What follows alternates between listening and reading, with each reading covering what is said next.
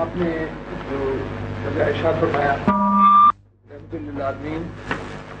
نبی صلی اللہ علیہ وسلم کے خلق کے بارے میں اور ان کی رحمت کے بارے میں اس میں کوئی کسی طرح کے شرط کی گنجائش نہیں، لیکن میں قرآن میں ایک سورہ شروع میں پاتا ہوں، اس میں ہے بسم اللہ الرحمن الرحیم عبس وتولی ان جاءہ الاعمی۔ اس کی تفسیر میں اکثر و بیشتر مفسرین اسلام جو واقعات لکھے ہیں وہ خلق پر میں سمجھ گیا ہوں بات آپ براہ کرم اس کی بہت اچھا، بہت ہی جزاکم اللہ، بہت ہی پیارا سوال کیا ہے آپ نے، یعنی اس لیے مجھے خوشی ہوئی ہے کہ آپ نے باریک نظر سے مطالعہ کیا ہے، ورنہ یوں ہی ذہن میں آ ہی نہیں سکتا یہ سوال جب تک انسان گہری نظر سے قرآن کریم کا مطالعہ نہ کرے اور یہ دیکھے نا کہ ہر بات مطمئن کرتی ہے، یہ سوال نہیں اٹھ سکتا۔ ان کا مطلب یہ ہے، ایک صورت ہے قرآن کریم میں عبس وتولی ان جاءہ الاعمی وما یدریک لعلہ یزکی اور یذکر فتنفعہ الذکری۔ حضرت محمد مصطفیٰ صلی اللہ علیہ وآلہ وسلم کے متعلق بیان کیا جاتا ہے اور اس صورت کا عنوان یہ کہہ رہا ہے عبس وتولی، آپ نے تیوری چڑھائی اور منہ پھیر لیا۔ ان جاءہ الاعمی اس لیے کہ آپ کے پاس ایک اندھا آیا تھا اور پھر مخاطب کرنا شروع کر دیا حضور صلی اللہ علیہ وآلہ وسلم کو، وما یدریک لعلہ یزکی اور یذکر فتنفعہ الذکری، کہ ہے تو اندھا اور بظاہر بے حقیقت تھا انسان، لیکن تجھے کیسے معلوم ہو کہ یہ ہدایت کے زیادہ قریب ہے، اور قریب تھا کہ یہ آپ سے تزکیہ حاصل کرتا یا نصیحت حاصل کرتا۔ اور پھر فرماتا ہے کہ یہ کیسے آپ کو یقین ہوا کہ وہ جو دوسرا شخص ہے وہ پیٹ پھیر کر جانے والوں میں سے نہیں ہے جس کو مخاطب ہو رہے تھے، اور اس کی طرف ہم نے زیادہ توجہ دی۔ یہ مفسرین یہ لکھتے ہیں کہ نعوذ باللہ من ذالک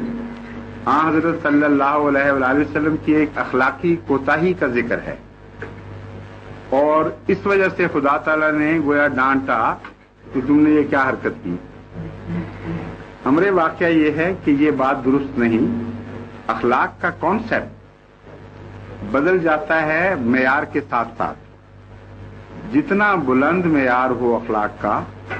اسی حد تک کوتاہی کی ڈیفینیشن اور ہو جاتی ہے، اور وہ چیز جو عام دنیا کے لحاظ سے ایک نہایت اعلیٰ خلق ہے، وہ ایک اعلیٰ وجود میں اگر ظاہر ہو تو اس نسبتی لحاظ سے وہ خلق نظر نہیں آتا، اور اللہ تعالیٰ حضرت صلی اللہ علیہ وآلہ وسلم کو خلق کے ایک ایسا اعلیٰ معیار پر دیکھنا چاہتا ہے جو ایبسولوٹ ہے، جو ان نسبتوں سے اونچا ہو جاتا ہے اور کسی حالت میں بھی ریلیٹیولی کوئی اس پر ریفلیکشن نہیں آ سکتی۔ یہ واقعہ فی ذات ہی بدخلقی کا واقعہ ہے ہی نہیں۔ میں اب آپ کو بتاتا ہوں یہ واقعہ کیا ہوا، تو دنیا کے کسی معیار سے آپ اس کو بدخلقی کہہ ہی نہیں سکتے۔ حضرت صلی اللہ علیہ وآلہ وسلم تبلیغ میں مصروف تھے، آپ کی خواہش تھی کہ وہ شخص جو ایک قوم کا سردار ہے، جس کے پیچھے ایک قبیلہ ہے، وہ آیا ہوا ہے اور وہ توجہ سے بات سنے اور ہدایت پا جائے، اس کے پیچھے ایک قوم آ جائے گی، ایک قوم کا سردار آیا ہوا تھا۔ اس وقت ایک اندھا آیا جس کو پتہ نہیں تھا کہ یہ کیا ہو رہا ہے، اس نے بار بار رسول کریم صلی اللہ علیہ وسلم کو ڈسٹرب کرنا شروع کیا۔ اب بدخلقی اگر عام حالات میں اس کو نرمی سے منہ سے بھی کہہ دیتے کہ نہ کرو تو اس کی دل شکنی تو ہوتی شاید یا نہ ہوتی، لیکن اگر احتیاط سے بات کی جاتی تو اس کو بدخلقی نہیں کہہ سکتے۔ لیکن حضور صلی اللہ علیہ وسلم نے ایک لفظ زبان سے نہیں نکالا اور چہرے سے ہلکا سا اظہار کیا کہ میں اس بات سے تنگی محسوس کر رہا ہوں۔ دیکھنے والے نے وہ اظہار دیکھا اور اس کی دل شکنی نہیں ہوئی جو اندر تھا۔ اس کو اس قدر ایگزیجریشن کے ساتھ اور مبالغے کے ساتھ مفسرین بیان کرتے ہیں بات کہ یوں لگتا ہے وہ نعوذ باللہ من ذالک حضور صلی اللہ علیہ وآلہ وسلم سے کوئی بدخلقی کی حرکت ہوئی تھی۔ بالکل غلط ہے کسی دنیا کے معیار سے، بلکہ اعلیٰ انسانی معیار کے لحاظ سے بھی اس میں کوئی بدخلقی نہیں، اور مقصد اونچا تھا۔ اس پر اللہ تعالیٰ نے آپ کو یہ بتایا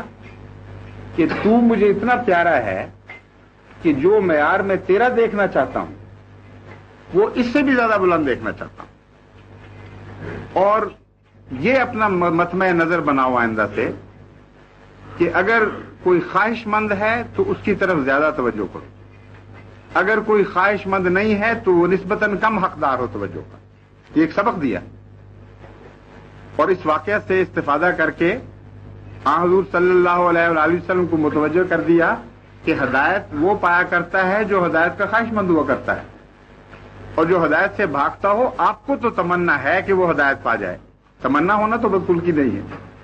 لیکن اللہ کی دلوں پر نظر ہے، وہ آپ کو یہ بات بتاتا ہے کہ جو لوگ بھاگتے ہوں وہ نہیں پایا کرتے، جو خواہش مند ہوں وہ زیادہ پایا کرتے ہیں،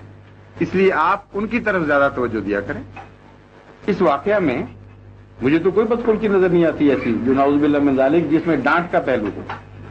یہ تو ایک نہایت ہی لطیف پیرائے میں حضور کے حسن خلق کا اظہار بھی کر دیا، اور بلند تر مقامات کی طرف آپ کو لے جانے کے لیے ایک ایسا خدا تعالیٰ نے ایسی نصیحت فرما دی جس پر عام طور پر بندوں کی نظر نہیں ہوتی۔